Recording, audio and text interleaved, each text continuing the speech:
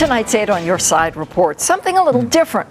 Rather than going after scam artists, we're helping you protect your family. We've been reporting on home invasions more and more. In fact, our top story this evening was one of the worst home invasions in our community's history.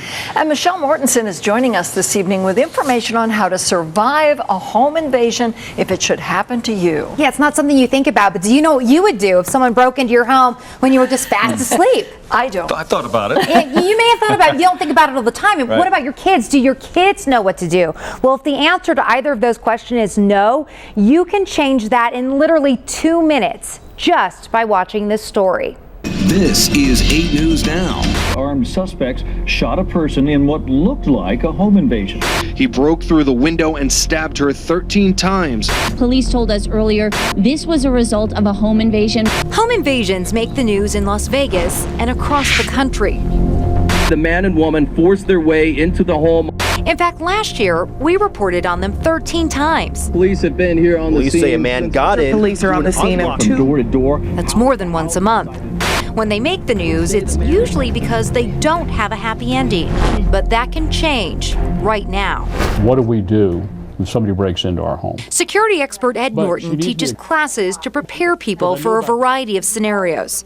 He believes knowledge and practice are the key to keeping you and your loved ones safe if tragedy strikes. If you don't practice, you don't train, you don't know how you're going to respond. Just like kids in school practice fire drills and earthquake drills, Ed believes you and your family should hold home invasion drills. Very important with your kids because they're not going to know what to do unless you instruct them on what to do. The first thing to teach them is to get under the bed if they hear someone breaking in, and to not move until you come to get them. Get out of the home if you can and don't confront them.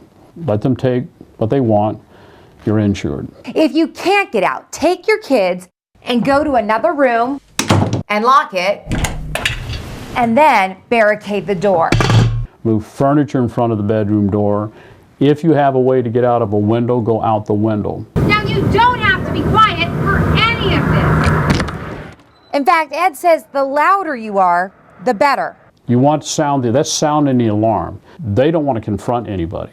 By practicing these simple steps on a monthly basis, you and your family will be prepared if something does happen, rather than freezing in fear. Paralyzing fear can be your worst enemy in a home invasion. Because some of us are going to freeze and we're not going to move. That person is now a victim. But Ed believes if you train for these types of scenarios, you won't freeze because your body will instinctively know what to do. And it could just save you and your family's life. In another home, a woman was critically shot. Because while they may not be common, home invasions are happening. Now, when we report on these cases on Facebook, we're always inundated with comments about how it would never happen to you because you have a gun. But can a gun really protect you? And what happens if you do shoot someone? We're going to answer those questions and a whole lot more in the next hour. So stay with us at 6 Just o'clock. elevates the danger, doesn't it? Absolutely. All right, See you at thanks, 6. Michelle. Okay. Home invasions are happening in the Valley. Just last week, we reported on a family attacked in their home at Mountain's Edge. Protecting yourself from these attacks may not have an easy answer. Many viewers tell us they believe arming themselves would keep them safe, so we wanted to put that theory to the test. 8 on Your Side's Michelle Mortensen looked into what would need to happen to even make a gun a viable option. Absolutely. You know, if you're keeping tabs at home, we've already reported on home invasions twice this year. Yes. We're only a month in to 2015, and last year we told you about them at least once a month, sometimes more. Now, when we report on them, we hear from you, particularly on social media. Many of you claim it's never going to happen to you because you have a gun. But the question we're asking tonight is, will a gun really protect you? And how can you guarantee that you'll use it? Las Vegas, a land of sprawling neighborhoods and master plan communities. And according to the FBI, 1 in 36 homes in those neighborhoods and master plan communities will likely be the target of a home invasion. Someone's in the house. Hide under the bed. And just like you see on TV, Someone broke into our house. they're unexpected, they're scary, and they can be deadly. Mackenzie! Mackenzie! Surviving one depends on how you react and what you're prepared to do. This was a result of a home invasion. What looked like a home invasion. Police say the man and woman forced their way into the home on When we Autumn report on home invasions, many of you respond one way. It would never happen to you because you have a gun.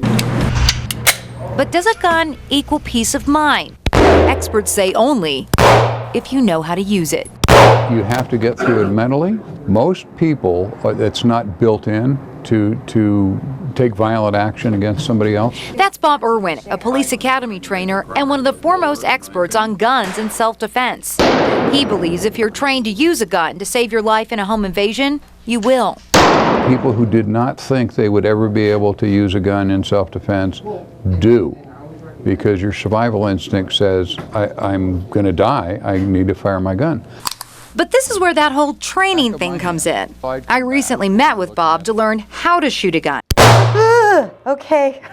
First, I was scared, really scared. Don't let that nervous smile fool you. But after some practice, I was less scared, and I got considerably better. See, just because you have a gun doesn't mean you know how to use it, but repetition makes a habit. And when you make something a habit, it becomes instinct. And when it's instinct, you'll do it, even if you're afraid. My experience has been that is a very rare thing that people actually freeze. Are you in fear for your life? Bob believes people who train, like the folks in this class, will increase their chance for survival. They teach them a lot of places how to manipulate your gun, how to shoot straight, how to carry it, how to store it. And where to store it. Because when most home invasions happen, like this one depicted in CBS's hit show Stalker, you're unarmed and your attacker is close, very close. The average homeowner engages a guy in his house at an average of 15 inches. Now that's very close. That's extremely close. Isn't there a little bit of danger there being that close? Yes, there is, and the best solution is to shoot him first before he does that. To do that, you need a gun close and ready to go.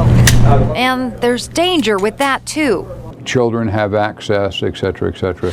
So while a gun can offer protection, it can't be your only solution, which is why practicing home invasion drills could save your life, much more than a firearm. Educate the whole family as a unit, just like you would with a fire drill. You're obviously going to go to the kids' room and shut the door so you can protect your children. Should shooting always be the first answer? No, actually running should be the first answer. Now, the law says if you believe your life is in danger, you may use lethal force to defend yourself, but that doesn't mean there aren't repercussions. You may have to defend your action in criminal or civil court, and if you do take a life, your life will be forever changed. In fact, Bob Irwin, our expert, wrote this book about the reality of armed self-defense and how it will affect you, how it will change your life. And in my opinion, just shooting a gun will change your life. I mean, I was obviously scared. You busted out laughing when you saw me in my little, and I'm still scared, but I'm considerably less scared today. So it changes everything. Practice. All right. Thanks, Michelle.